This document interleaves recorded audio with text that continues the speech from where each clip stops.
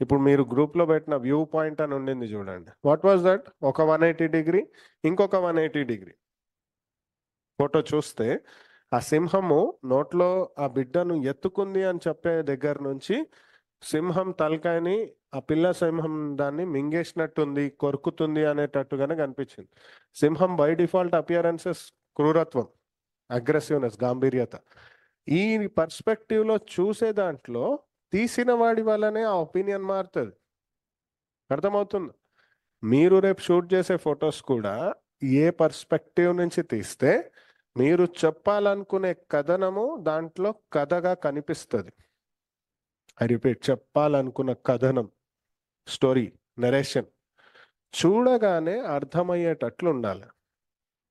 Any point. కొన్ని photos మీరు చూడండి, అగ్రెసివ్గా అదే పాయింట్ చెప్తున్నట్లే ఉంటుంది. లైక్ విరాట్ కోహ్లీ సెంచరీ కొట్టిన తర్వాత బ్యాట్ లేపాడు, ఒక విజయం సాధించిన గర్వం కనిపిస్తుంది. You feel a pride in a photo, you feel an emotion. ఓడిపోయినప్పుడు చూడండి, బెస్ట్ మన న్యూస్లోనే, న్యూస్ పేపర్లో మీరు చూస్తే ఓడిపోయినప్పుడు ఎవరిదైనా ఏడుస్తున్న photo, disappointment photo, it speaks for it self.